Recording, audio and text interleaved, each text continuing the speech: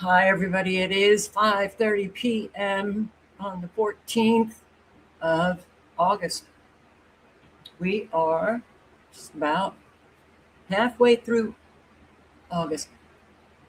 Babe, you have a knack for coming in right at 5:30. Isn't that interesting? What? You're yelling to my subscribers?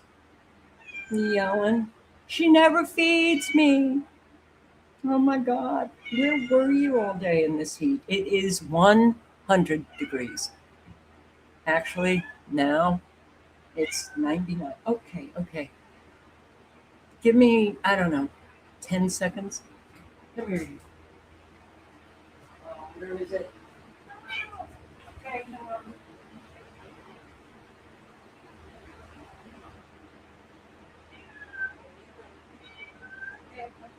Okay. Here. So I have to do that because he won't stop. Okay, hi. Wow. I feel it. It's getting chillier. It was 100 degrees. Now it's 99. Okay. Oof. I better put on a jacket. Donald Beretta. Hi, sweet Barb. How are things in Ohio? Oof. Digno Ortiz. How's the cleanup in Springfield? Wow. John, KJ Adams.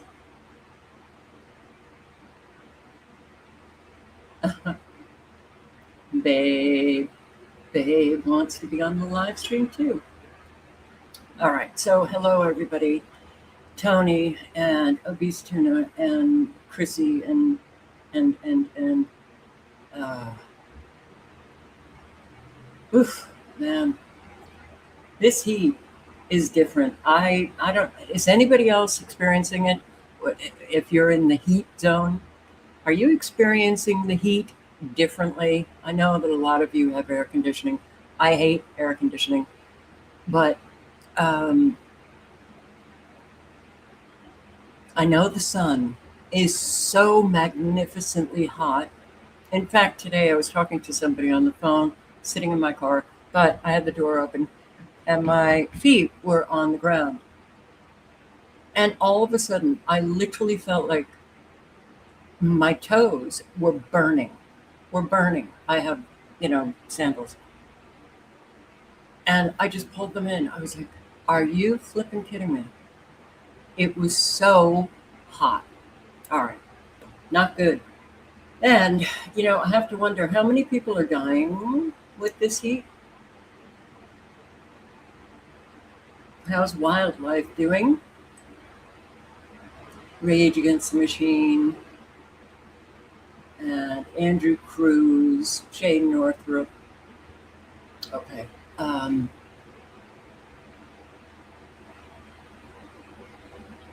well, since the 90s Brooklynite, hey, the 90s, always nice to see a fellow New Yorker.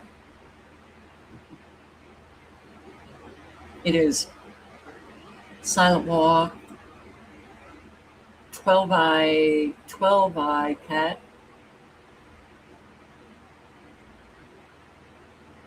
All right.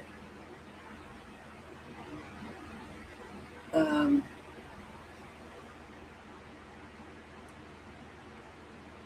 hotter than a new meth pipe on payday here in Birmingham, Alabama. Okay. All righty. 37 Celsius. Convert that for us, obese. But that's pretty hot. Pretty hot in New Jersey. Sun hurts your skin. This is horrible. What they have done to something that was so magnificent. And I was a nature buff. I always, I love rivers and walking in the woods. Well, they destroyed it. It's hard to see the amount of damage to the trees, to the woods. Lots of trees still down all over. I'm not surprised.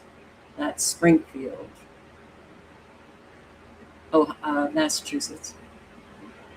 Yeah, this is tough. I didn't even go walking today.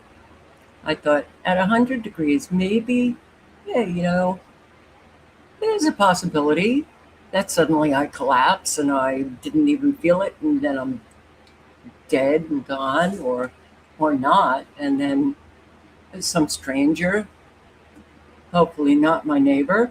Um, I wake up in a hospital. I thought, just hang out. Okay, all right. I'm going to ask for your patience for another 30 seconds because my boy has to have his treats. He will not stop. He won't stop. Come here. Here, here. Okay. So, I hope you don't mind. I'm back. You can't breathe in this heat. The humidity is unreal in Massachusetts. I don't know how long you've lived in Massachusetts, but remember, the only heat wave was like the last 2 weeks in August. Not anymore. It's supposed to be around 100 for the next week. North Carolina. 100 for the next week. Wow. Let's do radar. Yeah, we've got severe weather. Look at Virginia. Look at West Virginia. Oh man, look at southern Georgia and South Carolina. A lot of these dots they just manifest all over. Upstate, downstate. Look at Alabama. Also, North Georgia. This is not looking good. Look at all of the frequencies hitting. The link is in the chat. If you cannot see the frequencies, then click on the link, look at it through your screen. You'll see them. And look how the curvature of these thunderstorms that go into Florida. And this does not look good. All right, so we're coming east to west through Florida, but then a whole other branch opens up. Also down here in South Florida, Central South. Wow. Okay. Kentucky once again, Tennessee. Never, ever. This is getting to be like people have to start questioning. We're at war. Don't you wish that people could just unite on that fact? I sure do. I sure do. And southern Nevada, Colorado.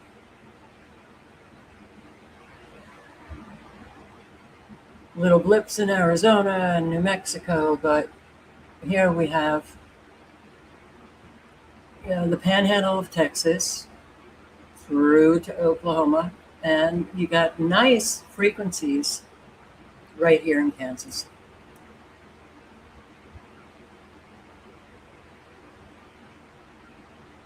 This is sailing through New York State, sailing right on through. Look at these frequencies. Well, we know these frequencies are bringing it down. All right, well, we have 17 active weather warnings: Alabama, Colorado, Florida, Georgia, Kansas, Montana.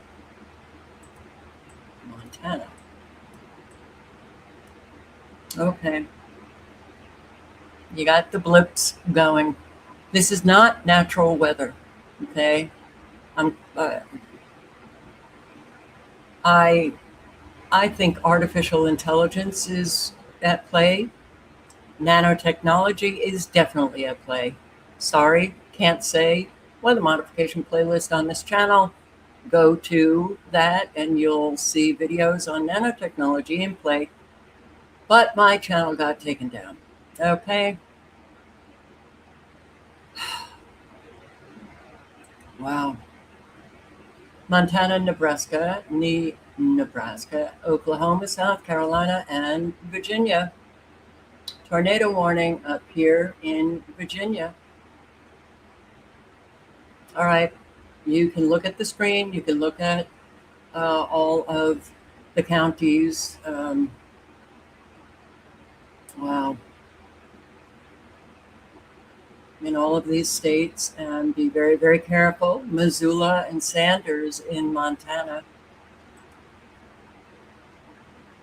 Well, I guess that's Missoula. Okay. Wow. Well, you got a tornado warning in Albemarle and Charlottesville City. Tornado warning, Virginia. And all of these other counties. So do be very careful. I put the link in the chat if you want to click on the link to see the full warning. You can click on the hyperlink right here. And wow. So all of the orange is heat advisories. But look at this flooding. Oh my God, Indiana especially got more flooding. The creeks, the rivers, okay? Right here, you'll see it. Flood warning. You click on this arrow, top right. Flood warning now in effect until midnight tonight. You're getting more flooding. Wow. Bartholomew County, Central Indiana, Rush County, Shelby County, Henry County. Flooding of rivers and creeks and streams.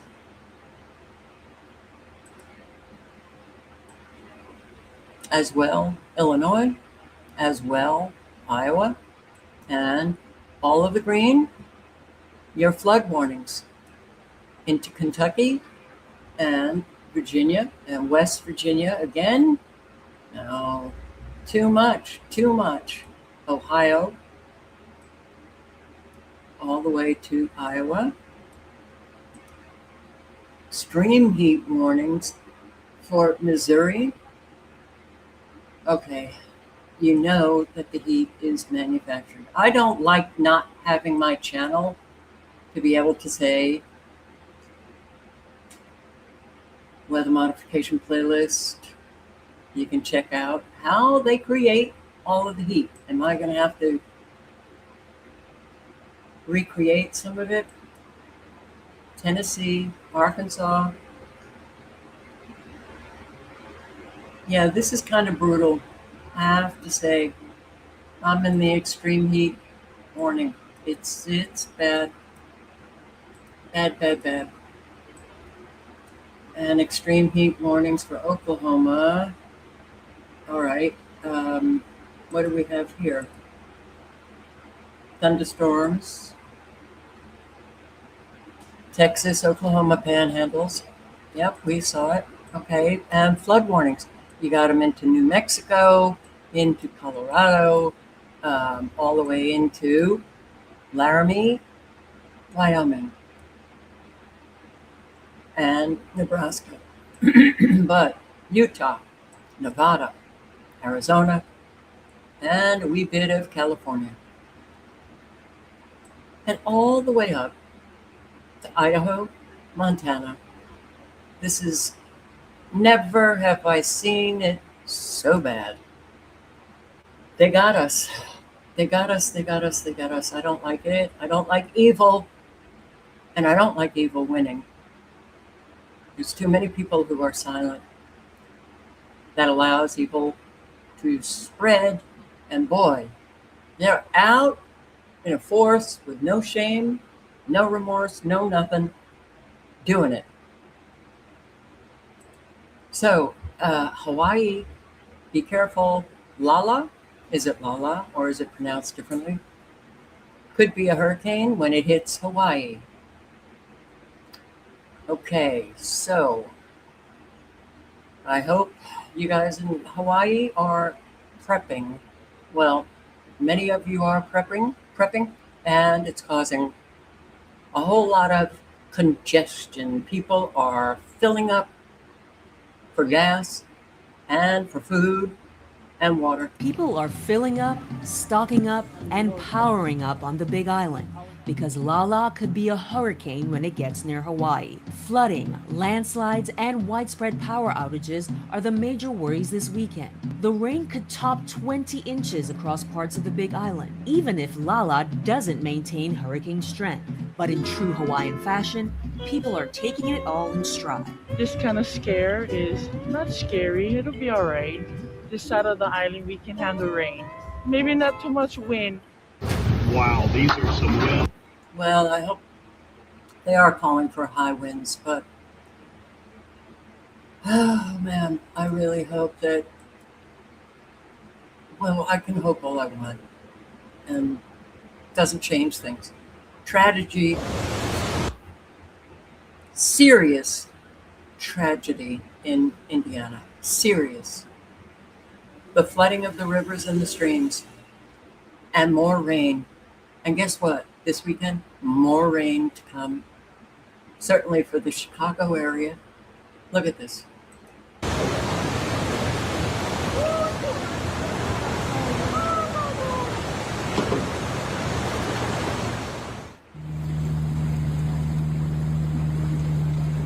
wind down there? Yeah. Jay, the windows went down there. They went down, everything's been. I was back there all the way up to the Look river. at this. She got down from the river. There it is.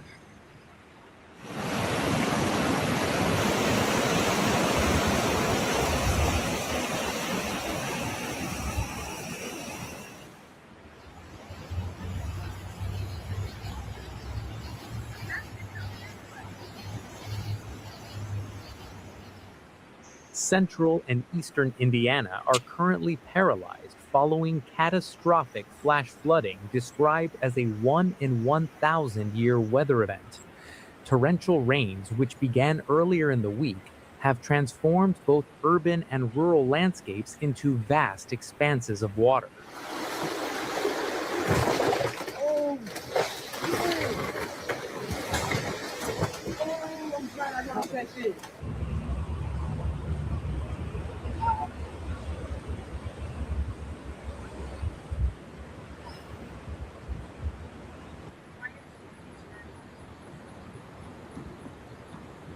Oh no. In response to the escalating crisis, Indiana Governor Mike Braun has officially declared a state of disaster emergency across the state. The National Weather Service took the rare and extreme step of issuing a flash flood emergency, the highest level of threat to life and safety.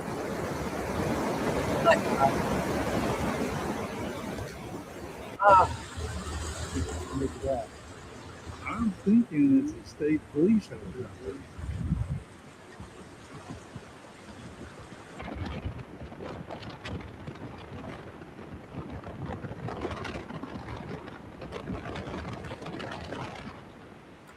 The disaster is most severe in Madison, Delaware, Fayette, and Franklin counties, where accumulated rainfall has surpassed a staggering 18 inches.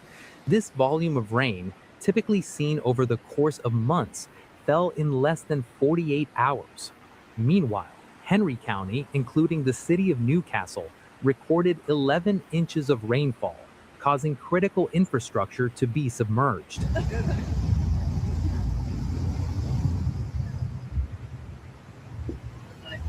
Wow. All right. Yeah, that's bad.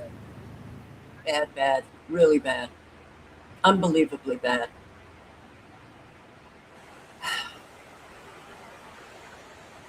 Look at this. The city of Anderson I really hope that people begin to question this because, you know, people have 6 feet of water in their homes. Now, Indiana. Resulting in the most severe and catastrophic flooding in the state. I'll post the link if you want to listen to it. Specifically the Jackson Street area, floodwaters Look at this reportedly rose home. rapidly, reaching depths of up to an adult's chest. In the historic Okay. Metamora, river water inundated main roads Farms, and surged into the shopping all the districts and wildlife, residential homes. people who have, goats, and I don't think they were expecting this. I don't think they were expecting this. This is really horrendous. So many areas flooded out in Indiana. So many homes and businesses and cars and farming vehicles and equipment. And Fayette County suffered massive infrastructure damage as the Whitewater River oh overflowed, my God, surpassing the 17-foot flood stage and nearing it's a not only depth Indiana of though. 23 feet. West Virginia got it, Ohio got it, Illinois got it. Reportedly swept vehicles off the highways, forcing search and rescue teams to work under extreme conditions to conduct water rescues. This is bad. Vehicles, as floodwaters submerged home foundations by several. I honestly do not know how most will be able to recover. And then, of course, and I say it often, where are all of these people? Where? And all of the people that can't recover, what happens to them? I really want to know. Because they somehow are just, they're not, in my view, they disappear. And very few do we hear interviewed by mainstream media, generally those who have been able to recover some, and they're so resilient and everything. Okay, what about all of those? Like this, I just, wow, it's heartbreaking to see this. So the link is in the chat. This is IDH Weather News. It is news worthy, informational, educational, and so, yeah, really bad. And new round of storms. So they're getting hit day after day after day. Overnight, more relentless rain hammering the Midwest. Holy smokes. Combined with destructive winds gusting up to 75 miles per hour. This after days of high water rescues in Indiana. This man climbing out of his vehicle with a dog to escape a flooded road. In the city of Anderson, evacuation orders issued late Thursday with the White River cresting overnight at nearly 25 feet, a new record. In nearby Cambridge City, residents wading through water to get back to their flooded homes. For many, the reality of what's left is overwhelming. I'm so sorry. How are you even taking this in right now? I'm not. Everything's gone. That is more rain that you're going to get in probably 100 years. Indiana's governor declaring a statewide disaster emergency with more than 200,000 still without power. Holy! This after a punishing. I have to look at, who is sending these videos to mainstream media now. Never did I ever have to wonder, that I would get a copyright strike on news, but now you do. Well, I do. So, do you see how horrific this is? Here's another area. And after 11 inches of rain fell in some spots, the governor today declared an emergency. A look at the forecast in just a moment. But first, our Ian Lee is in Anderson, Indiana. Ian, good evening to you. What are you seeing? Tony, where I'm standing just a few hours ago was dry ground. The wood you see around me was stacked neatly on the house over there. The river has not. Remember when we would see years ago, like Anderson Cooper or other meteorologists or reporters, hurricanes, right? And they would literally be on their knees trying to present as if they're standing up to make it look more flooded than it was. Now they don't have to do that. Not only swallowed up that home and another home down there, but as you can see, it's raining right now and only going to get worse. This is nuts. Indiana is under a statewide disaster emergency tonight after nearly a foot of rain caused historic flash flooding east of Indianapolis. Dozens of people across the region needed to be rescued, including these dramatic images showing nighttime rescues in Connorsville. The floodwaters nearly covering entire homes. And I mean everything is gone. There's no salvaging any of it. Where the water has receded, homes have been left uninhabitable. People's belongings now sit in their front yards.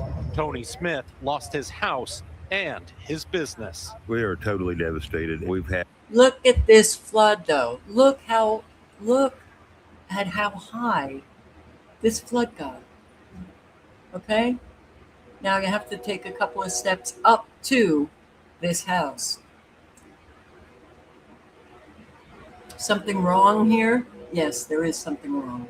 We've had 5 feet plus of water inside all of our homes here. And the danger's not over. At least 3 rivers have hit major flood stage and are still rising. I'm on the edge of Fall Creek, and today it is anything but. This is a raging river. That is the bridge that normally spans the creek out there. Right now, it's almost completely underwater. Now it's a race against time as people in Pendleton fill sandbags to protect homes downriver. In neighboring Anderson, the White River burst its banks, forcing Charlie Simmons to wade through chest-deep water. He finished renovating his home 2 months ago. A life of hard work lost. As far as financial-wise, I'm cooked. Start again. 70 years old, start over. What are you going to do? What are you going to do? This is so, like, we're normalizing this. I don't want to normalize it.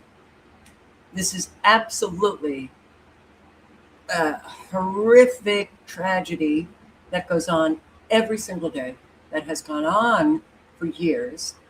And with our economy now, the way it is, at 70, you're going to start over again. Good luck. And I don't mean to say that in a mean way. No. Now, if you had some, maybe a community, don't live in lowland areas. Are you kidding? You're kidding. JT, you should know. They can bring this flooding anywhere. Anywhere. And they have been doing it over and over and over. I used to get comments from people who would say, well, they shouldn't have lived in a flood-prone area. I'm sorry. You didn't hear they were not in a flood-prone area? Indiana under a state of emergency. Many communities, especially in the southeastern part of the state, are underwater after these storms. News 5's Danielle Dindak is in Laurel, Indiana, where people are working to clean up and dry out while bracing for this next round of rain. The Laurel community, a mess right now. The entire thing underwater. House after house submerged. The water starting to recede. In fact, you're actually going to see some of this debris starting to push up against the fence. While that water is coming down, a lot of people are worried it's going to come right back up.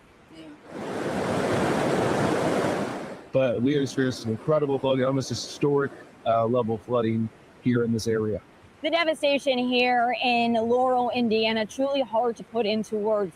Right now, we're on Washington Street and Basin Street. Now, what we can say, we are going to work to show, especially down this road here behind me. Just take a look at this. You can actually see row after row, the cars are lined up, just submerged in water. All of the houses, you can't even get to it right now because of how high the water is. All of those memories now waterlogged. There are some people's houses where you could not even see the roof of their house. Right behind our building, there is a house. He had 2 sheds in the backyard that went up against his house, crushed his house, busted all the glass. All the water went rushing through his house. It was just, everybody's kind of in a little bit of a devastation right now. In this street that we've been talking about, just one piece of the problems you're going to find here in Franklin County. And to get an entire scope of the devastation, we have to go to the sky. It's significant damage. We don't even know the extent of the damage just yet, but families are being relocated, and it is as bad as you can imagine. When asked how many houses are back here and now underwater, I was told a lot. Upwards of 50, and that's not counting other things like businesses and churches. Now people are walking through the water trying to get their last minute items before that storm comes tonight. There's a real fear that all of this will get that much worse. I mean, our railroad tracks, they got wiped out. I mean, oh my God. All right, all I can say is we modified the weather in Vietnam to flood out, the Ho Chi Minh trails. Our U.S. military would never give up a weather weapon. They perfected it. They have many ways in which they can create this kind of flooding. This is not natural, and it is not climate change. People need to really wake up and really, become adults, do a little bit of research, and find out what's really going on with the fires, with all of the weather that we are experiencing. Yes, they can create hail, they can create tornadoes, they can create hurricanes, flash flooding, a whole lot of flooding. Oh, lightning, they had that, 150 years ago.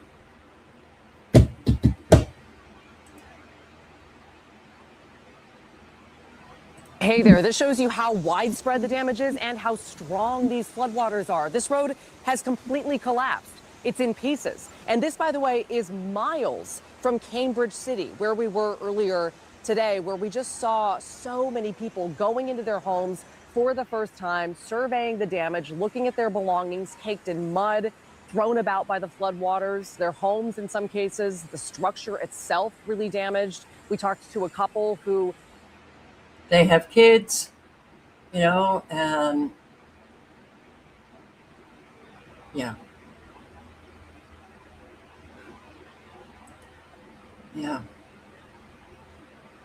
Flagstaff, Arizona. Yep.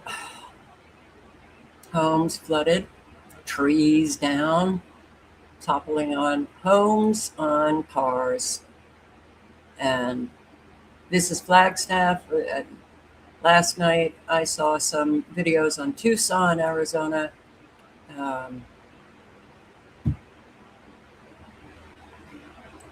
Rescuing people just doesn't stop. They're really hitting all over the place now. They want us out of here. That's hard for a lot of people to comprehend.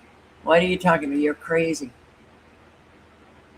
There are very evil people in positions of power and control doing this. I don't know if you can't even consider that might be a possibility. You've had a really sweet life.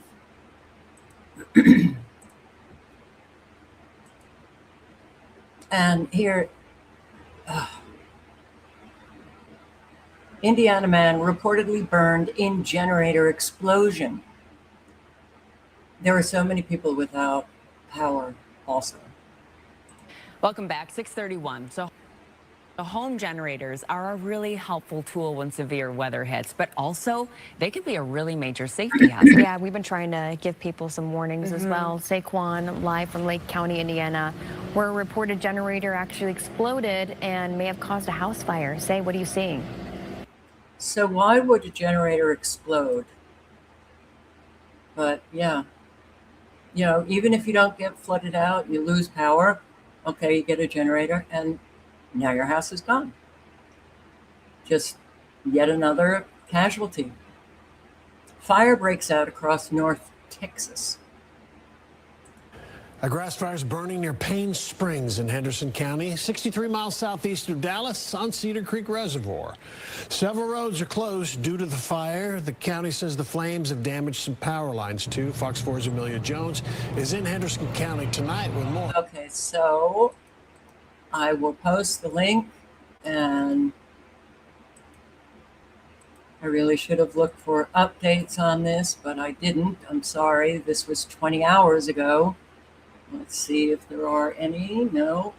And this is Spokane. Look at this.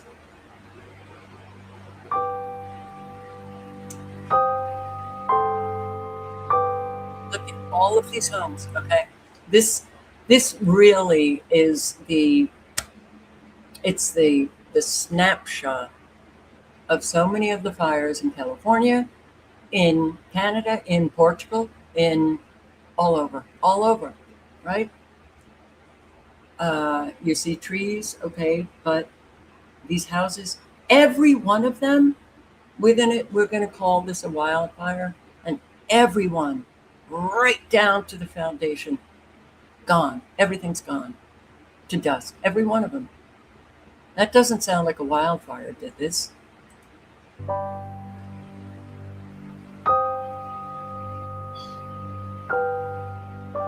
Yeah. Okay. So somehow, by the way, I guess the wildfire, you know how it leaps over rivers, leaps over roads, very clean, by the way. With all of those winds, you would think that, the streets would need a sweeping, but they never do. They really never do. Perhaps because of scalable destruction, directed energy weapons. Look at all of these, where did this wildfire come from? Oh, it was the embers that got every home brought to dust.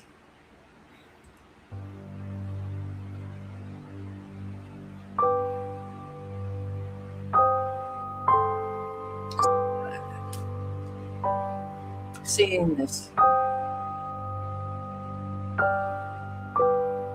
over and over again.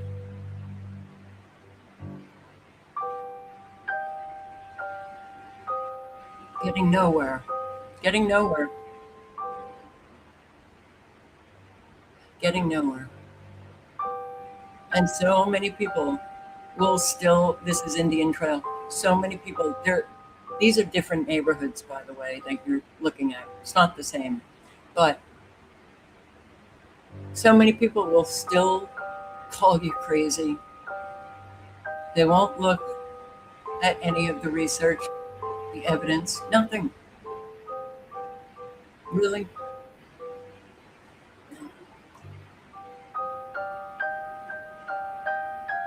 5 Mile Prairie.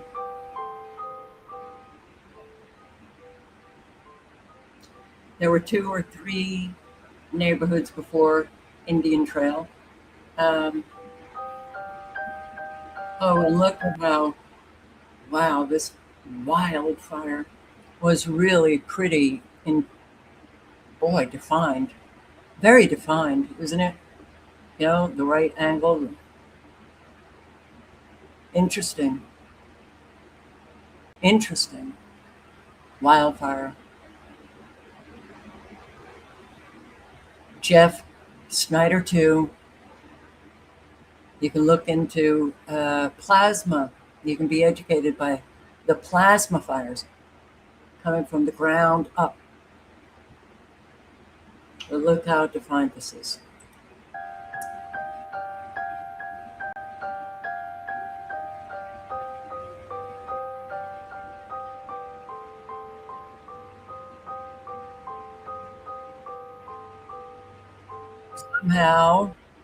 Somehow embers, well, didn't just go right across this small road and burn any of this in this field or this field.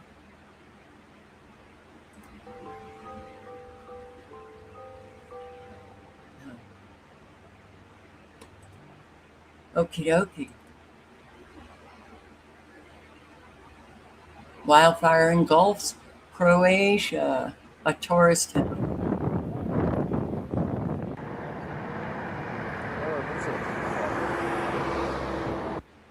And you know what? I'm nervous with Storyful, playing anything, and then suddenly Storyful is full, has exclusive representation, and then hits you with a copyright strike, even though they don't have that exclusive representation right now. But they will still hit you with if they get it, they will hit you with a copyright strike.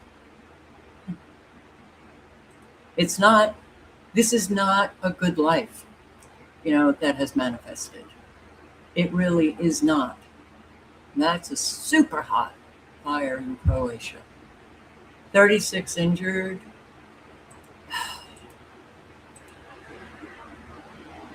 And Scott, these houses in Sturbridge, this is a wildfire, okay? It's a wildfire in the UK. Developing story in Stourbridge in the West Midlands, where several homes are on fire this evening as wildfires spread. This is the scene live over the town in the past few minutes. In fact, it is live right now. More than 60 firefighters are on the scene to tackle in the past few. What portion of this could you claim is a wildfire? What? Where's the wildfire? These just look like exploding houses. Where's the wildfire? And he has, he feels completely confident in saying it's a wildfire. Wow. Few minutes. In fact, it is live right now. More than 60 firefighters are on the scene to tackle the blaze, and our helicopter has also managed to capture multiple fires in Stourbridge in the west. This house looks like the fire is coming from inside out. Midlands. These pictures clearly show smoke billowing and flames coming from a house in the area that was completely set ablaze by the wildfires, which are... Oh my God. Completely set ablaze by the wildfire, which is where? Where? Please tell me, where is the wildfire? Where? Where is the wildfire? Am I crazy? Am I crazy? Could somebody just leave a comment and say yes, you are, or no, you're not? Where is the wildfire?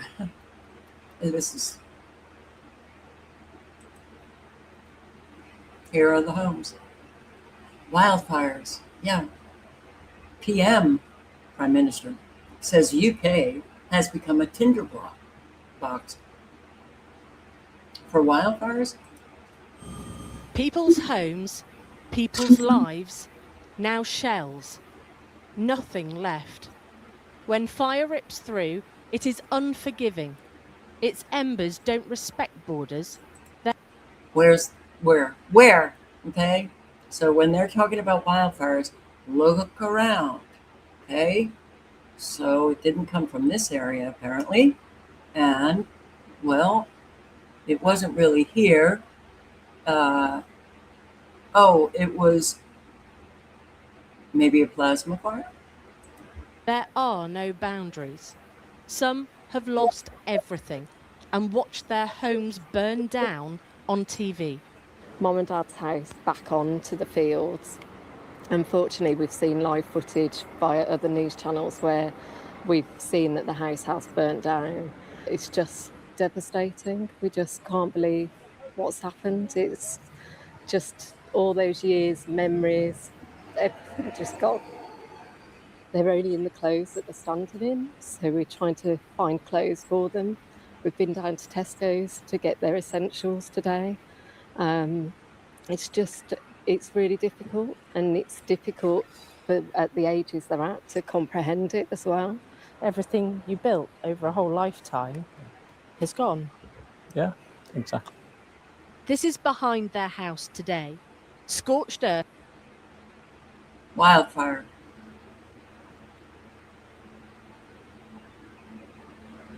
Very defined. And, well, the trees are looking, some look, I don't know, they could be just dying from all of the geoengineering, or that they have, with the heat, but really, this is a wildfire. That has not only destroyed homes, but crops too. The UK's arable harvest is already expected to be the smallest on record. From the people that we've spoken to so far, the fire started there, where the fields are completely black now. We've got the burning embers left here and the remains. And then if you whip across this golf course here, you can see just how badly burned it is. And it's still tinder dry. It's really hot, dry conditions. If you look over my left shoulder as well, you can see another housing estate. And the fire brigade have been working to dampen down the tree line there so that that one doesn't get affected as well. Fire can outpace anyone. It's always faster than people expect. Charles said him too. The flames are actually lapping up to the house. He was helping people out of their homes. He said the power went out. People were jumping their property's electric gates because they were trapped inside. I saw like a massive fire, plume of smoke. It was very, very intense. And then I saw a second plume of smoke coming through our woodland. And at that point realised there was actually multiple fires. The flames were quite, coming this way and were hot, but the smoke just takes you, and I think it takes your breath. Okay, so this is about 14 minutes, and I will post the link for anybody who wants to watch more of this, but I'm sorry. Something else is going on. Feds, okay, Institute for Justice, which I have recommended as a channel that you might want to check out and subscribe. They do very good work. Fed's outrageous demand for $500,000 ruins family farm. Yes, that's what our Fed does. They ruin people. This was home base for our operations and where everything started. Our company sign was right here next to this telephone pole. Joe Marino's family farmed vegetables in New Jersey for 4 generations, but Sun Valley Orchards closed after frivolous and crushing fines made it economically impractical. This includes hundreds of thousands in fines and other liability for providing workers an affordable meal plan rather than access to a kitchen. The Department of Labor decided all by itself that Sun Valley owes the government more than $500,000. It's hard enough to run a farm. Imagine having to face an agency court where the judge, jury, and prosecutor were all DOL employees. They charged the farm with violations of regulations that govern the Farm Worker Visa Program, a program the farm participated in reluctantly. For years, we were able to fulfill our need domestically, but around 2013 is when we started to feel a shift in that availability of skilled labor. It was a pretty challenging season to have enough help to do the jobs that needed to be done. That kind of propelled us into investigating how to use the H-2A program. While government officials had been inspecting Sun Valley's worker housing for decades without finding major fault, the farm came under new scrutiny because of the guest workers. Normally it's just one agent, and like I said, about a half a day. And this time they showed up, it was 3 agents, and they ended up being here for 4 days. And after the second day, and you start asking questions like, why is this so different? Nothing else has changed. The inspectors left without giving any citations. The harvest season ended, and the workers went home. It was the dead of winter when Joe heard about the results of the inspection. In total, it was over $500,000 in civil money penalty fines and back wages. And oh man, that was a heck of a thing to read. Sun Valley disputed the charges, but to fight the agency's allegations, it had to go through the department's own agency court system. You get in there and then you start to look around and you see the massive team of attorneys and legal assistants sitting behind them, and you're in this agency courtroom with a Department of Labor judge who was a former Department of Labor attorney. DOL court doesn't look like a typical court.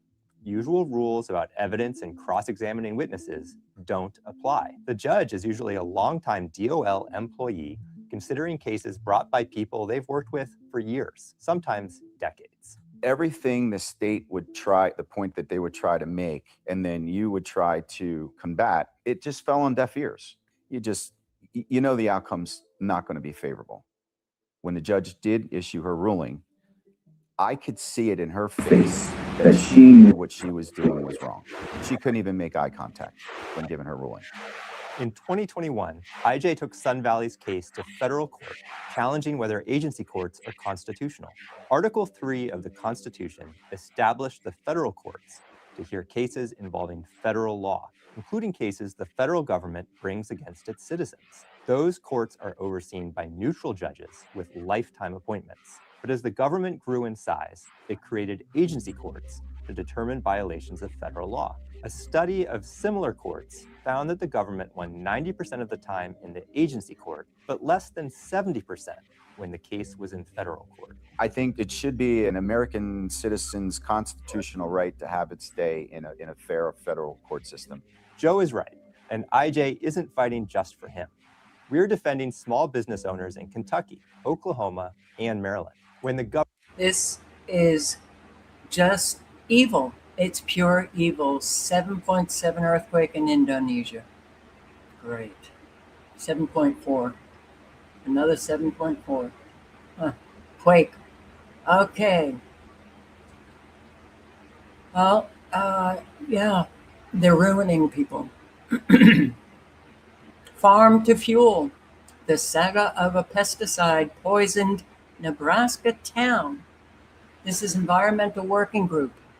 I have recommended Environmental Working Group a number of times, and I do again. And the link is in the chat.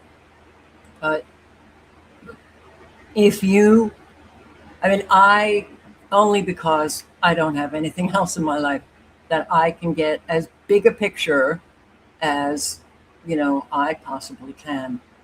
But it's even not the whole picture. If we could grasp the whole picture, the amount of destruction, not just weather, not just the economy, but to all of the farms and the policies and the regulations, and I still don't think people would do anything about it.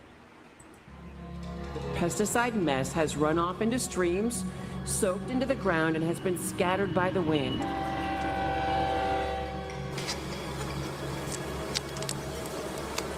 Before we knew that the plant was the issue, there would be bees that were shaking on the frames, and you'd even see bees kind of dying as they were processing food. 2017, 18, 19, and 20, 100% of my bees died. We shocked the lake and couldn't find a fish left. It was zero oxygen from the top to the bottom. There was nothing, and you can't swim in dead water. You'll sink. You'll sink like a rock.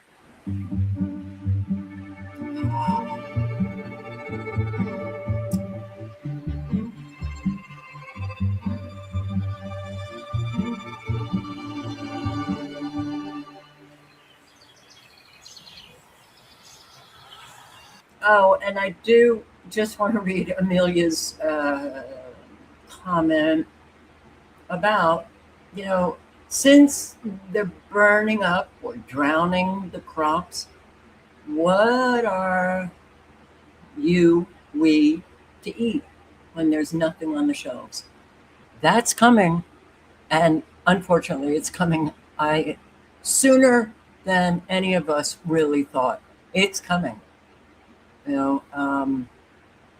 I don't know if you're seeing it in any of the supermarkets that you go to.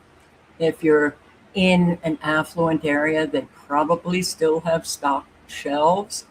But, I go to Walmart to get a couple of things, a yogurt that, well, they haven't stocked for a week, but I look at the shelves, the cat food, okay, they're really, it's noticeable.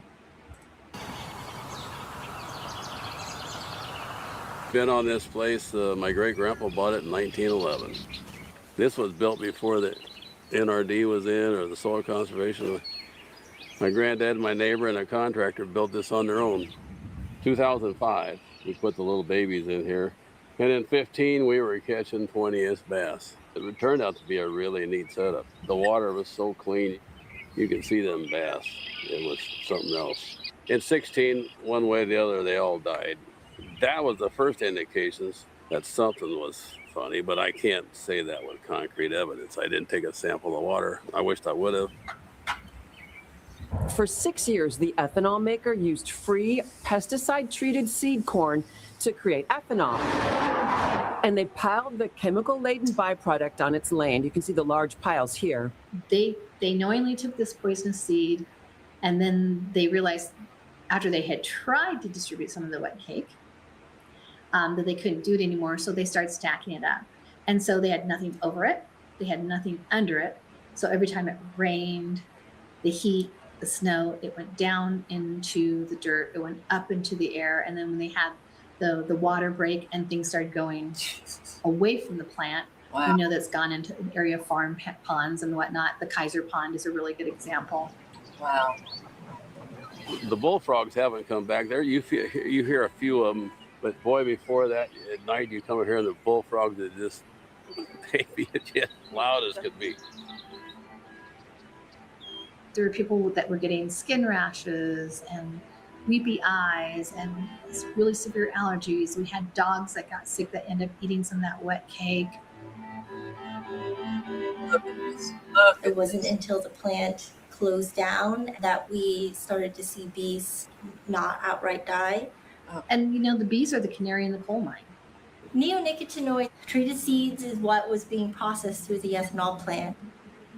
So a bee would normally be harmed or an exposure of about 40 parts per billion of this compound, and we were finding it in the air as high as 500 parts. They're not necessarily at the lethal level for birds or other mammals, but think about their chronic and daily inhalation of these compounds. All right, the link is in the chat. Aye, man. And checking labels, virtually everything is bioengineered. You want to get out of the bioengineered? Sorry, I don't have the money. I do not have the money for something that's not bioengineered. It's very upsetting what has happened here. But look, we have known that they were poisoning our foods for decades. The genetically modified, the pesticides, the herbicides, decades, a whole lot of decades, and we did nothing. So, and look at this, tractor army. This is in the Netherlands, so they're rising up, but check out what they did with their tractors. That's pretty amazing. Boy, they really, that's like choreographed. I don't think that they just got in there and said, okay, let's create this like stunning image. Wow. So yeah, they're still fighting. Why don't we do anything here? What is it with this country? Let's listen to. The Dutch government wants to cut into the animals. So more than half of the animals we have to reduce. But we gave no money to compromise the loss of the farm, of the cows. She meant compensate. A lot of rules from the government to the farmers. But it's not helping to get vergunningen for building houses, get a license to farm and everything else. So a lot of rules, but it's not helping the Dutch economy. Not helping. Not a surprise. Project Jupiter protest turns chaotic. Data center. A data center. And, oh Jesus, I forgot what state this is in. KTSM. Well, let me see if I can.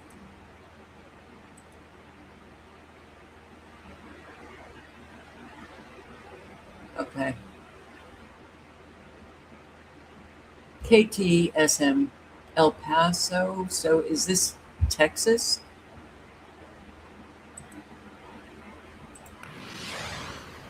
New Mexico? The moments when protesters speaking out against a southern New Mexico data center appeared to cause chaos. Some ended up in handcuffs. The unrest erupted during public comment in a Doña Ana County Commissioners meeting 2 weeks ago. The anger stems over Project Jupiter, the massive data center currently in development. Newly released surveillance footage is providing another look at what happened and what transpired. That includes when one protester, 50-year-old Orrin Parnell, was arrested for disorderly conduct. We cannot hear anything in the surveillance video, but Parnell is seen in the back of the room, apparently yelling before deputies remove her. 25 minutes later, I don't know. More confrontations when public comment ends. That'll be the last participant in public input this time. And right after that, the meeting's live stream cuts to black. Surveillance video shows some people starting to stand and continue to shout as deputies and security intervene. 2 more women were arrested, with court records accusing them of ignoring orders from deputies. All 3 protesters have since been released from custody. Oh. Things are definitely heating up, but we've seen that for years. These towns, these commissioners, they don't listen to the people. United Jet aborts takeoff after tires blew. I guess it was the heat. We begin tonight here with the breaking news, the emergency at O'Hare Airport. A United Airlines jet barreling down the runway, suddenly aborting takeoff. The images coming in just a short time ago, the United flight blowing 2 tires while speeding down the runway at 115 miles per hour. The pilot aborting takeoff.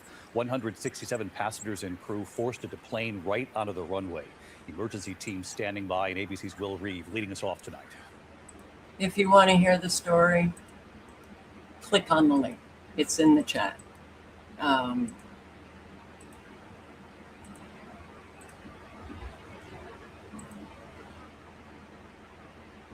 The animals just keep coming in. Shelters are full, desperately needing adopters. Welcome back. So the San Diego Humane Society says it is facing perhaps its most dire situation ever. After 2 more big pet surrenders, it has now 0 shelter space. Yesterday alone, they accepted 129 animals, including 9 dogs, from an owner who was evicted in Linda Vista. NBC7's Dana Williams shows us more of this problem and how you can help. Yeah, for years, really up until a few ago, the building that you see behind me on Gain Street was the Humane Society's main property. That's where they kept most of their animals. But since then, because of overcrowding concerns, they've had to buy more buildings across the street. One was intended for office space, the other for storage, but now they are full of dogs. This is so hard for me to see. It is so hard for me to see. All of the unwanted beings, or not unwanted, but people have no choice. I frankly think that people need to consider putting their animals down. It's hard, very hard, but the shelters all over the country are just so filled and desperate for adopters. Well, in our economy, are they going to be finding an awful lot of homes for these dogs?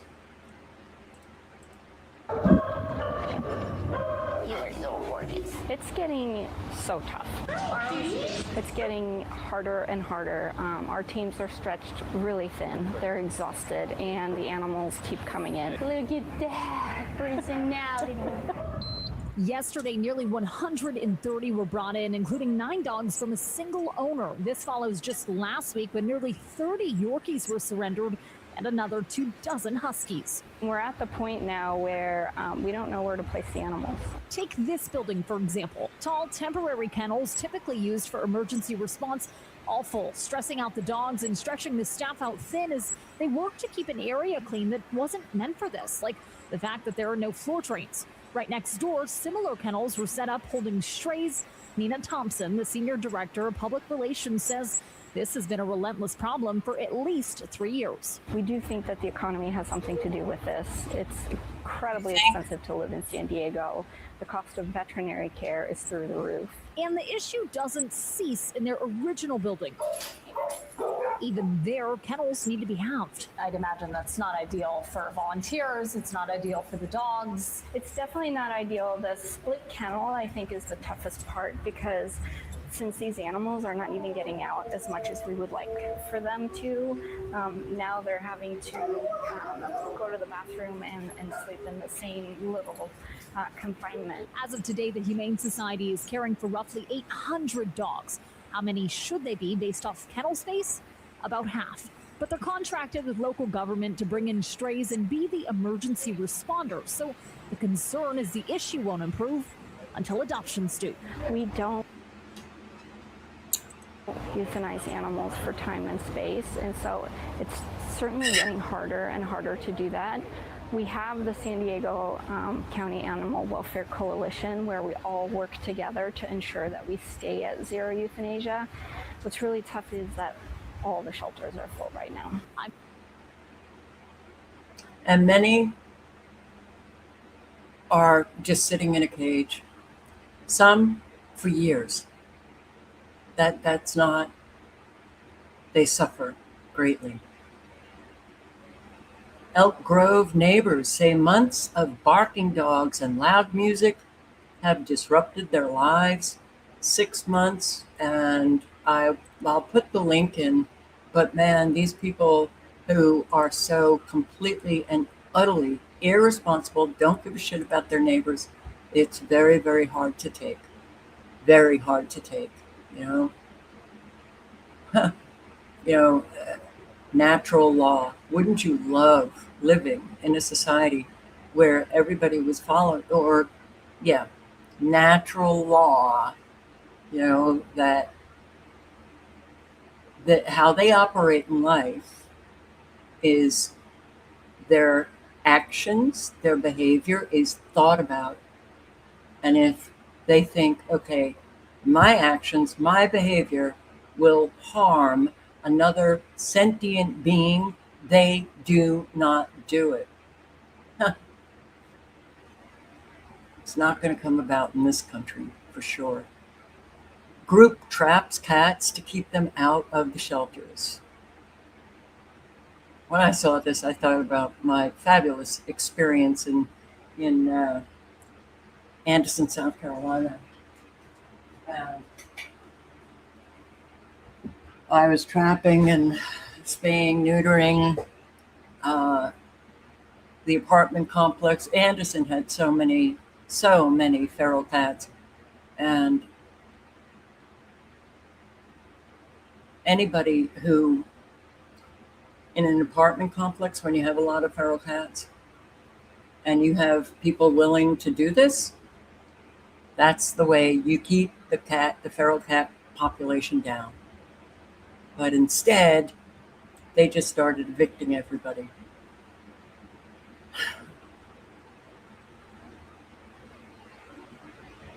NBC7 and Telemundo 20 need you to help us clear the shelters. This month They didn't evict everybody. They evicted the people who are helping the cats. we've partnered with animal shelters across San Diego to help pets find forever homes. As we've heard time and time again, those local shelters and rescues are overflowing with cats and dogs. Well, as NBC7's Joe Little shows us, a small group of trappers is doing its best to keep more cats from entering those shelters. This is a crazy number. There are 500,000, 500,000 cats living at any time here in San Diego County on the streets, and there are way fewer people taking care of them. Christina Gigliotti and Bree Steffen are on a mission. The duo is in Lemon Grove trying to trap as many cats as possible. We're the Feral Cat Coalition trap team. The Feral Cat Coalition captured hundreds in the last 4 months alone. They're trying to nab this little guy right now. We trap, neuter, vaccinate, and return unowned outdoor cats. Sometimes those cats are really happy to return to their territories. So we're really trying to keep the population from exploding, and also keep the shelters from becoming totally full. They are so full. It's crazy. It could be so much worse when you consider the San Diego Humane Society estimates 500,000 feral cats patrol our county every day. So it's a pretty big problem. So we try to put the traps in spots where we see the cats. Hanging out, lounging in tires, sometimes struggling to survive. A lot of them are in pretty rough shape. The Feral Cat Coalition gives the cats attention they need, while also making sure they don't add to the population. The one and only time these cats might get vet care in their lives. I know the one cat was... But first, Bree and Christina have to catch the cats, which may take a while, simply because these cats are naturally suspicious of cages laced with sardines. So they'll feed the cats they've captured before and wait. No, I mean, did the cat go in? This guy may have a respiratory infection. The nonprofit coalition will check him out. And then into the van they go. And make sure he doesn't make any more kittens down the road. It's their way to help clear the shelters. I love cats, and I love helping cats. In Lemon Grove, Joe Little, NBC7. Good, good, good, good, good. And addressing the pet overpopulation, Tacoma. City officials in Tacoma are looking at ways to address the growing issue of pet overpopulation after more than 60 cats were rescued off a boat near Owen Beach. The rescued cats are currently under the care of the Humane Society for Tacoma and Pierce County as the investigation continues into possible criminal charges. Tacoma's Lynn Ann Wynn joins us live in Tacoma tonight with the latest on this situation. Lynn Ann. Molly, I spoke briefly with the boat owner by phone today. He tells me he hasn't been able to collect on his government benefits and things, and he just got behind on some things. Meanwhile, the cats that were rescued off that boat are not able to be adopted out yet until that investigation is complete. Days after dozens of cats were rescued off this boat at Owen Beach, the boat is still seemingly abandoned in the water here. The cats now in the care of the Humane Society for Tacoma and Pierce County, which, like many of their partner organizations, is stretched to their limits. Right now, we're at the tail end of kitten season and just high intake cat populations within shelters nationwide. And so it stretches our resources for fosters. In addition to the 60 plus cats rescued off the boat, they just took in another 20 cats from an abandoned vehicle. Another strain on their resources due to a constantly growing issue. And this is far from the first time we've seen these same stories. Earlier this year, more than 100 cats were rescued from unlivable conditions at a home in Buckwheat. I think this is just a good opportunity for us to step up and say, not again. Tacoma City Council member John Hines is in contact with various shelters, humane societies, and veterinarians, not only in Tacoma, but in neighboring cities to try and figure out solutions on how to tackle pet overpopulation. The real issue is that we're never going to be able to build ourselves or care our way out of the fact that we have too many animals in our community. So the only way we can really actually address it is spay and neuter. It's really to try to get ahead of the curve with how many animals we have. Animal advocates say the rising costs of care is limiting access to spay and neuter services, and often signups for free or reduced services fill up quickly or have long wait lists. Hines says in the coming months, he's looking to meet with those in the animal welfare community to find solutions. What we really want to see is, well, who are all the players, who's doing what, and how can we better coordinate those efforts? There might be a way where we don't need an increase in funding to address it if we can get better coordinated. I'm going to stay on top of this, because who the hell puts 60 cats on a sailboat? Okay. And, if there were communities that, could help one another out in terms of keeping their animals, community fund, and you could raise donations for pet food and whatever else. But when you have veterinarians, and I don't give a shit that, oh, well, it was that investment firm that bought us over, and suddenly they jack up everything. It's become so costly for people. You have vets that don't give a shit about the animals. Sorry. That's the bottom line. They do not give a shit about the animals. If they allow themselves to be bought out by an investment firm, and that they stay, we need less greedy people in our fabulous country, for sure. For sure. I just can't stand it. Look at this. Look at this, okay? Somebody driving a golf cart torches a home? What is going on? A bizarre arson investigation unfolding in Kitsap County was captured on camera. Looks like a scene from a movie. A man on a golf cart with his dog and armed with torches. But investigators say this was very real and dangerous. Coma's Michelle Esteban is in Port Orchard tonight, where all of this happened, and joins us after talking to the man who lost his home in the fire, as well as neighbor witnesses. Michelle. Well, I think seasoned investigators will tell you it is not often that they encounter an arson investigation like this. All of it captured on a Ring camera. And in fact, the homeowner says that Ring camera, he believes it saved his life.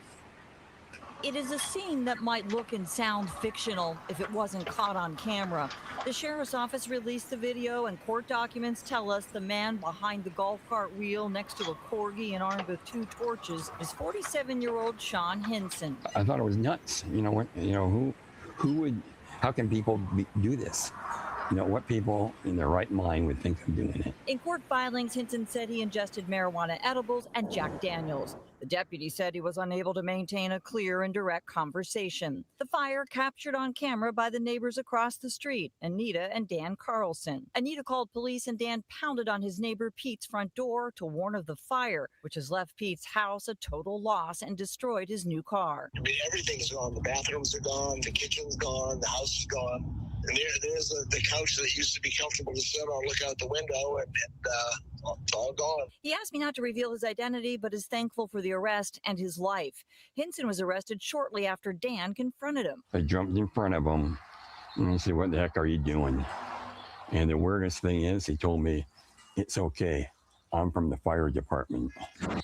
I looked at him and said, the heck you are. He said Hinson drove at him with the golf cart and attempted to come at him with a propane torch. Dan and his wife just happened to take a rare 5:30 a.m. soak in their hot tub when they spotted him. He started doing sort of what I thought were donuts in the driveway. Thought maybe he was having some mechanical problems, because obviously lighting a house on fire was not one of my thoughts. Now we've seen the video. I have to ask you to respond. It was incredible. Just the fact that someone actually had a torch and was trying to light a house on fire. But at the end of the day, nothing puts my house back.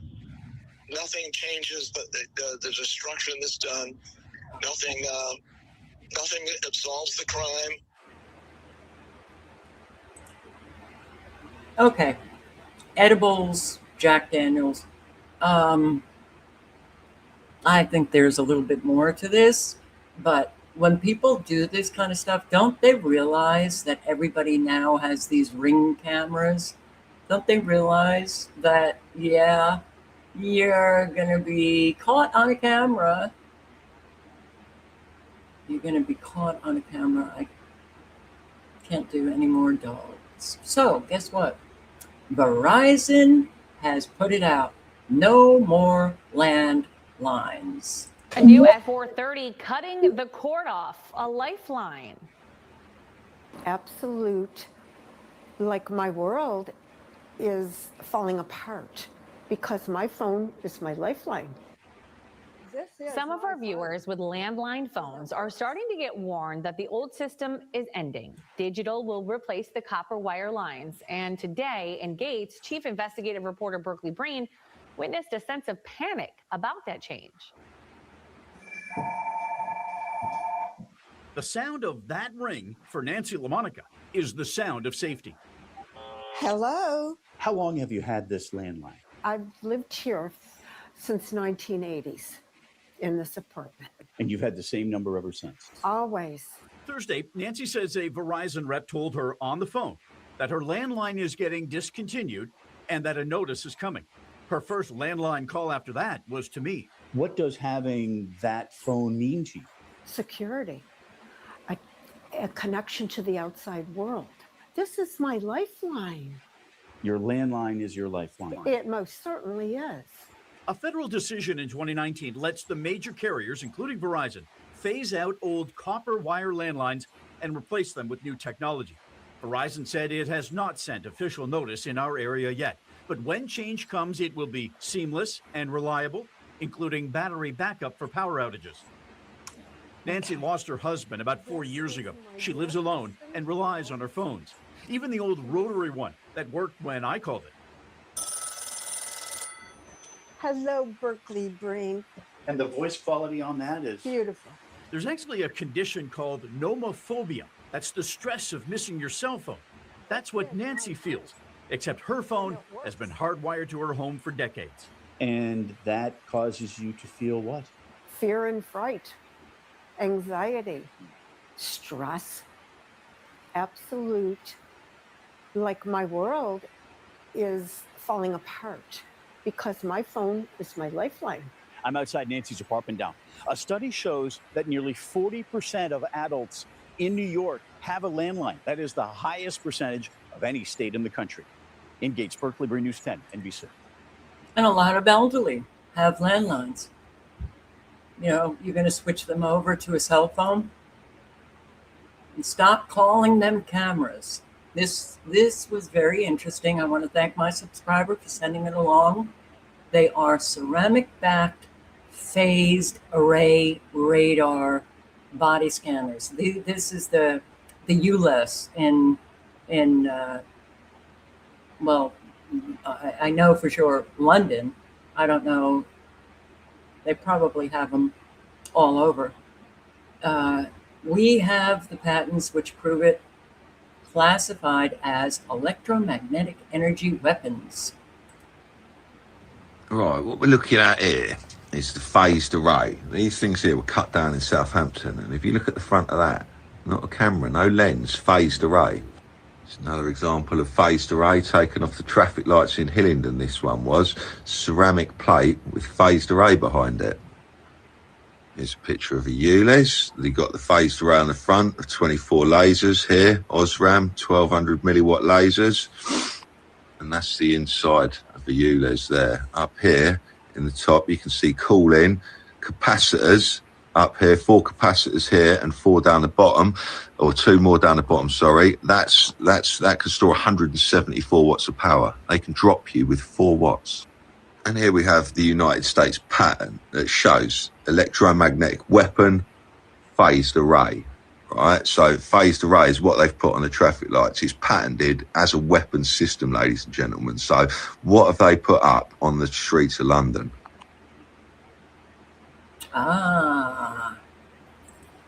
Not good. Look at this. Okay, they're still doing it. Man, oh man. Now, 1 Million Moms, that's an organization, has received many complaints regarding Cheez-Its latest ad campaign. Cravings can happen anywhere. You ready? Vulgar advertisement, I would say so.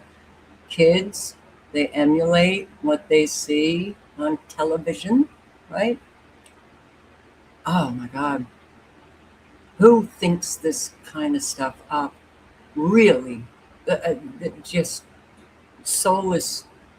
I just really depraved people. Hey, Dad, I want you to be my boyfriend. Oh, wow. Okay, let's just take it from the beginning again. Hey, Dad, I want you to be my boyfriend. Oh, wow. You are even cheesier, yummier, saltier in person. Oh, you're making my mouth water. This is so delicious. If I could just... Cravings can happen anywhere. Want it, need it, cheese it. Wow. Wow. What the hell? What the hell? The boyfriend commercial. Boyfriend leans closer to her father's face, murmurs, "Oh wow, you are even yummier and saltier in person. If I could just..." Oh my God. This isn't creepy. This is just so depraved. House Republican says we should do a little more for the rich. Gotta love those Republicans.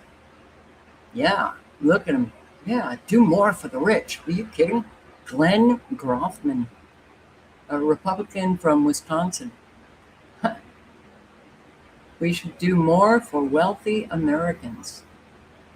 Alleging that Trump's big, beautiful bill was designed to cut taxes for the average guy. Oof, he insisted, pointing his finger at the crowd. Don't let anyone tell you that people running Congress right now are looking out for the rich. Actually, I think we should do a little more for them. But you know, right now, we are doing all we can to help the middle class, right? Yeah, Wow. Went on to say, if I was designing a tax cut for the rich, I wouldn't talk about overtime. I wouldn't talk about car loans, right? We are aimed at helping the average guy, and we got to stop that. We got to help the rich. Something's wrong, huh? Yeah. Kennedy Center Board votes to partially close Arts Center for 2 years during renovations and add Trump's name to the building again. Okay, the court said no. Get your name off the Kennedy Center. Now, the board, appointed by Trump, and he appointed himself the chair of the board, and after a very long Zoom call, they voted 20-3 to change the name of the building to the John F. Kennedy Center for the Performing Arts, restored and renovated by Donald J. Trump. Are you kidding? Oh, wow. Well, Trump is not only evil and he's such a malignant narcissist, psychopath, subhuman, but he's obsessed with putting his name on everything. Everything. The physical location and the physical location will be named President Donald J. Trump Plaza. And that was proposed by his good friend Howard Lutnick, Commerce Secretary, all of these billionaires that never, ever think about Americans. They don't even think about us. Trump, who appointed himself chairman of the board last year, oh my God, 3 people voting against it was the Democrats, Sheldon Whitehouse, Rick Larson, and Joyce Beatty. This latest development is a transparent effort to circumvent the court's ruling and flies in the face of the statutes that Congress passed. He can't just listen to the courts. He defies courts all the time. This is not a good guy. Attorneys for Beatty said in a statement that the new naming effort appears to defy a judge's ruling this year that the center's board does not have the authority to rename what was intended as a living memorial for an assassinated president.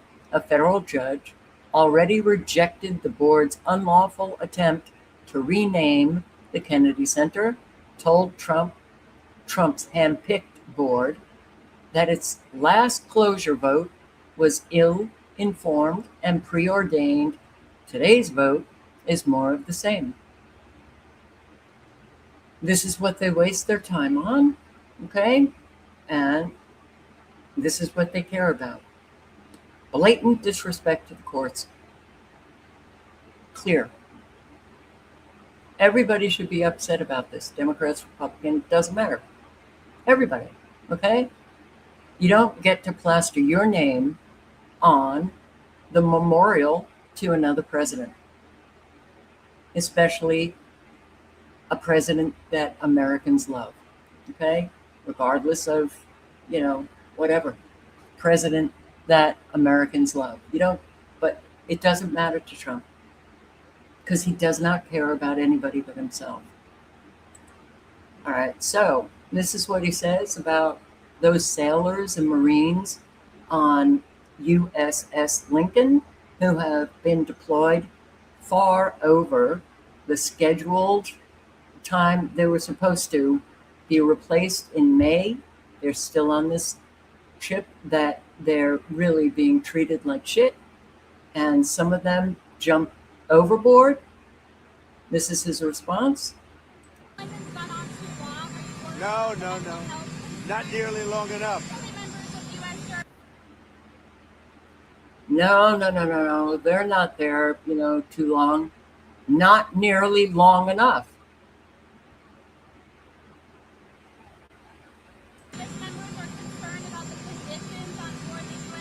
Well, no, that ship is moving. No, they're not. That ship is moving right now, or very shortly, and it's being replaced with another very similar ship. No. Not nearly long enough. Thank you, everybody. Wow. Something's wrong, man, that we continue, just like the sailors and the Marines, we continue to be treated like shit. Okay, that means that an awful lot of Americans are traumatized. They may not realize they are, but this is our society. And a whole lot of parents really don't know how to, parent. Okay. And a lot of children are traumatized and they grow up and then they just get more and more traumatized, treated like shit. That's why you see an awful lot of Americans who have no respect for themselves. And that's why we're living this nightmare. Callous response? Oh, I would say so. Yeah. And we think that this is fine? Well, it's not fine. I'm sure it's not fine for all of you. But we still have those Republican influencers going, yeah, he's great. He's so fabulous. And he's a psychopathic criminal. And he brought a lot on board. Billionaire Trump appointee had Forestry Service send planes to fight small wildfire on his Idaho mega ranch. Undersecretary of Agriculture for Natural Resources and Environment Michael Boren, who oversees the U.S. Forest Service, asked agency staff last month to escalate the amount of aircraft at a 7-acre fire that had started near his mega ranch in Idaho's Sawtooth National Forest. Okay. So Boren, tech billionaire, oversees about 200 million acres of national forest and public land. He also owns thousands of acres in Idaho, including the 480-acre Hell Roaring Ranch. Hell Roaring Ranch, situated within the Sawtooth National Recreation Area. Before his current role, Boren has clashed with the Forest Service numerous times over the years. But what did he do? He wanted more and more. He wanted planes, he wanted helicopters to save his mega ranch. Trump media has struggled to grow. Now it's selling $100,000 monthly contracts for access to Truth Social before anybody else gets it. He's selling access to his tweets, or whatever you call them on Truth Social, prior to anybody else getting it, so they can get a jump on trading. Hello? Anyone home? The company signed up more than 10 customers since Monday. Okay. Truth API, Application Programming Interface Data Feed, which he said was mostly from high-frequency securities trading firms seeking an edge by potentially seeing the president's posts milliseconds. You know that a lot of the insider trading that has been going on, certainly since Iran war, when he says, oh, well, ceasefire, and boom, stock market, everybody's running around trading, or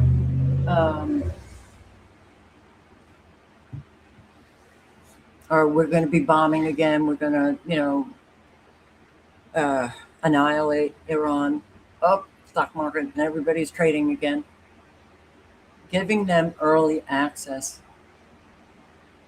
Anybody here? The guy's a criminal. Okay. I don't know what to say anymore.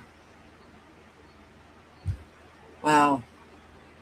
It could raise ethical concerns. Wow. What are we going to do?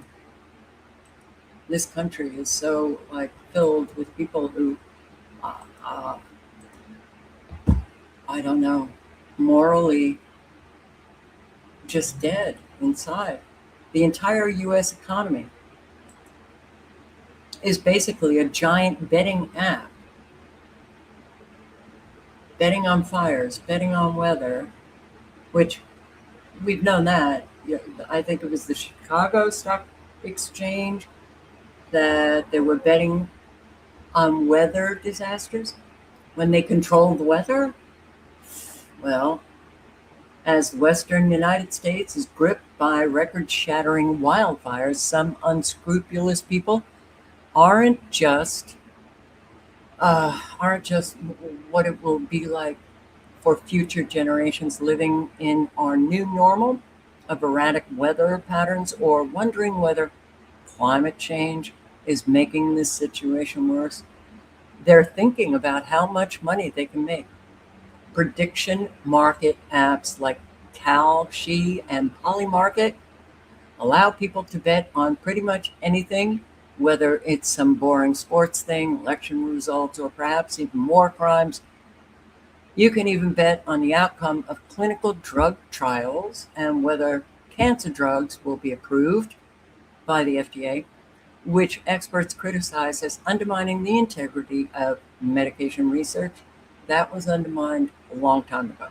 The father of a 7th grader living with cancer recently raised the issue of whether researchers in a trial could be motivated by prediction market profits, something so heinous it is difficult to contemplate, while the makers of these apps insist they are future exchanges, not digital gambling parlors. Regulators in places like Singapore, France, Belgium, and elsewhere aren't convinced and have banned the platforms altogether. We won't. White House to host crypto prediction market executives, Polymarket, Kalshi. Democratic senators from 6 states sent a letter to the chair of the Commodity Futures Trading Commission, independent government arm that regulates Polymarket and Kalshi, warning that the apps are allowing bets to be placed on wildfires, which could incentivize arson.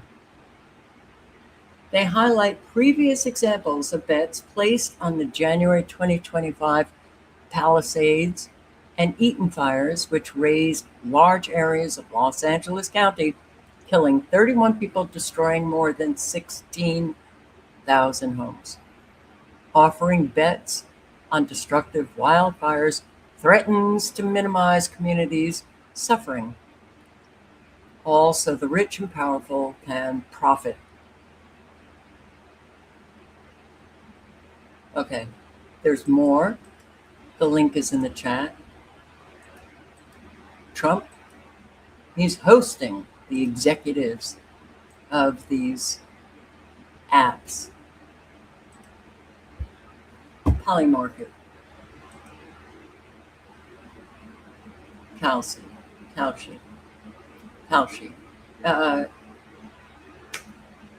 Has he said anything about the flooding in Indiana and Illinois? Anything about the fires? Anything about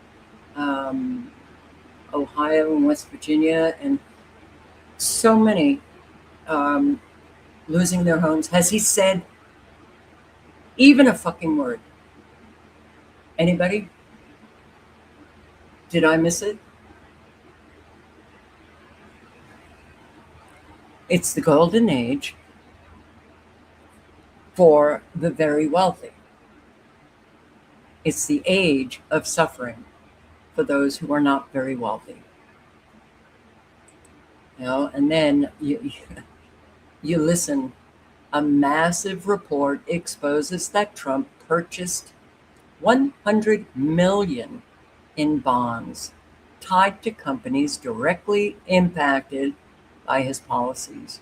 Slam dunk, insider trading. It's impeachable, but no, we won't do anything. We won't do a fucking thing about it. More and more suffer every single day because of what's happening out of Washington, D.C. And no, I'm not a Democrat. It's just one party. And each party has brought us closer to what we are living now. And what we are living now is full out destruction of the American people while these mafiosos get very, very rich. More rich. Incredibly rich.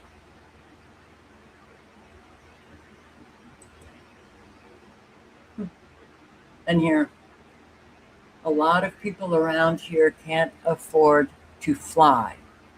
Can you say something about gas prices being $1 more than they were a year ago? This is our transportation secretary. He says no one complained about Joe Biden's inflation. A lot of people around here can't afford to fly. Can you say something about the dollar? Gas prices are $1 more than they were a year ago. Can you talk to us about that? Yeah, thank you for having us. I appreciate the questions that come today. No one like over here complained about Joe Biden's inflation, which is wild. Can you talk about gas prices? Yeah, we have a president who has fought to bring back American energy dominance, common sense energy that gives us American jobs and lowers our gas prices. But also with that, we can't have a nuclear Iran. It destabilizes the world. And so you can't have a nuclear bomb, that destabilizes the world. And Iran, they weren't making a nuclear bomb. And, well, I know that there are Americans who believe this horseshit. It's frightening to see how brain dead they are. And it's painful to listen to them talk about how we can't let Iran have a nuclear bomb. I am so living here has just become a painful daily exercise. In the short time, we have some issues with the Strait of Hormuz, but you have fuel price per barrel is at $81, $82 a barrel, which is pretty remarkable that it's as low as it is with the Straits of Hormuz. It's that low because of American energy dominance. And that's a president who believes that we should actually produce energy here, we should refine energy here, and now we've become a net exporter here. So, again, is that helping any Americans? No. Where is all of that money going? Who knows? Exporting the oil. Okay. Will any Americans be helped by anything that this guy is saying? No. Not at all. We're in a great place with what we produce in America, and you have a short-term disruption in the Middle East because... This is not a short-term disruption. This has been going on ever since Trump took office again. The economy has just been going down and down and down, with more Americans falling off the financial cliff. A long-term safety for America, but for the world, because Iran will not have a nuclear. Oh, it's a long-term safety. You know what? I would think that most Americans are just naive. They don't have Iran on their radar. They can't pay their bills. That's what's on the radar for them. And these people are absolutely fine. They've got the money to live fabulous lives while they destroy ours. At some point, don't you think that Americans need to do something to protect themselves and their children and grandchildren? A weapon, and that means that we use a nuclear weapon, which means if anyone who cares about the environment, if anybody who cares about the environment, then you don't want Iran to have a nuclear weapon, right? Oh. What happens to the environment if one of these bombs go off? it is cataclysmic, not just for the human heart, for lives, but for the environment. And so the president is fighting to make sure that we preserve peace and prosperity without a nuclear Iran for not just this generation, but future generations. So, thank you. Wow. Wow. Him, J.D. Vance. About this wonderful country that we all live in. And my warning to my fellow Republicans, Will, would be if we don't get this right, don't blame young people for being sympathetic to socialism. We've got to blame ourselves. And I think what is so unique and refreshing about Donald Trump's economic policies is that it's not the same old economic, ideas that you would have heard 30, 40 years ago. He's talking about rebuilding our industrial base, rebuilding the heartland, making our streets safer, making it possible for young. And none of that is happening. Okay? None of it is happening. He's more concerned with putting his name all over. He loves golf, and he doesn't give a shit about the American people. And if he did, he'd be out speaking, certainly about all of these weather events that have literally left a whole lot of Americans with nothing. Okay? Young people to afford to buy a home. This is how you stop socialism. You don't stop socialism by throwing slogans at people about the free market. As much as I love the free market, he's not doing anything. Okay? Please look into it. And nearly 3 million acres. See, it was Lutnick. God, I wish I could find that interview. He was on some news broadcast, and he was talking about selling off all public lands to private investors and how much money they would make. And that's essentially what's going on. Nearly 3 million acres of America's protected public lands go with the stroke of a pen. No vote, no debate, no public consent. Trump just gutted Bear's ears and Grand Staircase Escalante, slashing 90% of their monument protections in the largest land clawback in American history. Sacred tribal sites, ancient canyons, and irreplaceable habitat. For mining, drilling, industrial exploitation. So when they sell it off to these investors, to the mining, drilling, industrial companies, where is the money going? Public lands, well, it's the money for the American people. Where is the money going? And they keep saying how fabulous the economy is. We're the only ones who can stop the gaslighting. Retail sales slump as consumer spending falters. Oh, that's what happens when the economy is so fabulous and more Americans are working than ever before, according to Trump. Trump's golden age economy pitch fizzles with midterm voters. Why? Well, they're not feeling it. For most of his second term, Trump has been arguing that the golden age he promised for America's economy is already here. There's hardly been much evidence that voters agree. They don't. We're the only ones who can put a stop to this kind of outrageous lying. So inside the White House, there's broad confidence that the administration has a record to run on. One, the president will likely be hammering from here to November. But other Republicans, including some people close with the president, are concerned that won't be enough. especially for candidates running in competitive races. It won't be enough. You don't know that he's lying through his teeth. They won't. They want, these Republicans, they want him to offer fresh economic plans. But you just heard from Secretary Duffy, who said that's all in the works.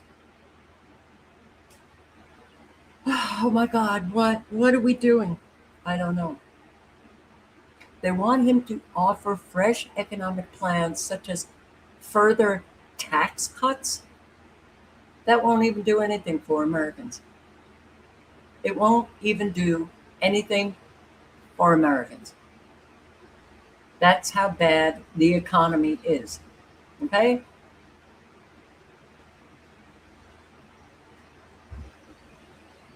And you listen, you go on Twitter and you're like, whoa. You know, it's like, now we've been the people of the lie, certainly for my entire life, okay? Everybody lies. You know, or the juxtaposition of being a Christian nation with everybody lying. It's like, I don't get it. How does that work? Okay. But the lying has really taken off. Really taken off. With Trump now. And these people on Twitter, you would think that they might feel a little shame claiming that the economy is doing fabulously. These MAGA influencers who are right there talking about how great the economy is, slapping in the face millions upon millions upon millions upon millions upon millions of Americans who are freaking out because they can't pay their bills. They're losing their homes. They're going homeless. They can't find jobs. How did you would think, okay, there's a lot of depraved people in the world and every country has them. Depraved is the American way for a huge majority. And they don't even know it. They don't know it. They have no awareness that what they're doing, because when everybody around you is behaving the exact same way, then all of those depraved behaviors are normalized. So, well adjusted to a deeply disturbed society?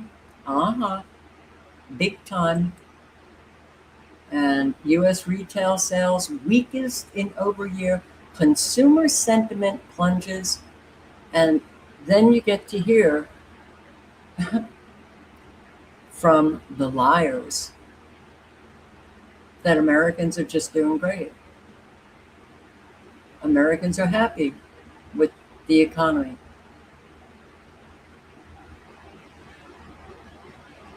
Okay, something's very wrong here. Something's very wrong.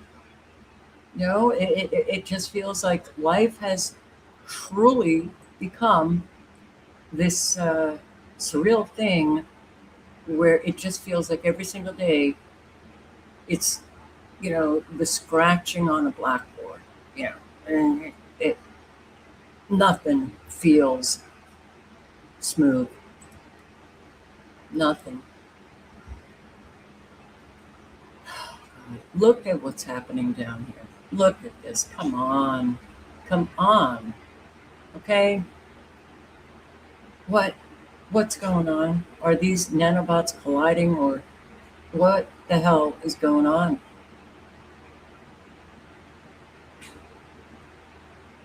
It looks like they're just getting sucked in or blown out. The frequency splash evaporates a lot of it, and no, none of it is real.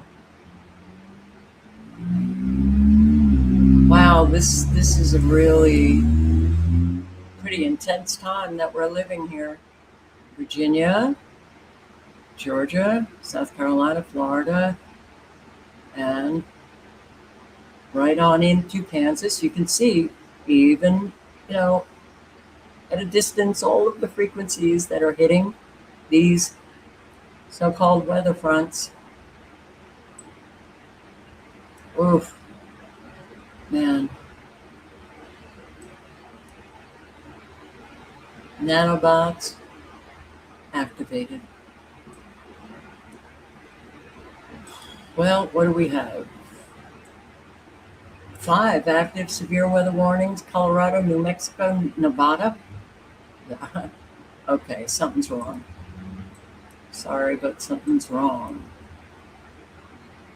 But for those areas, I'll put the link in, and do be safe, everybody. Pretty wild time. Animal shelters need help. Food banks need help.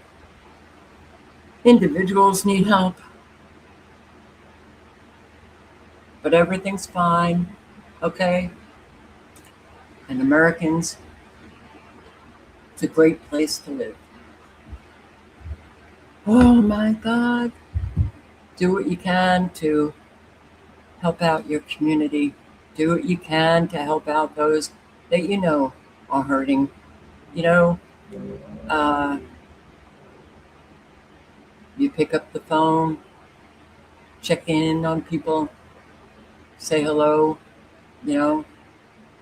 demonstration of care. It's nice. Okay, guys. Thank you for showing up. I hope to see you tomorrow. Good night. Good luck. Ciao.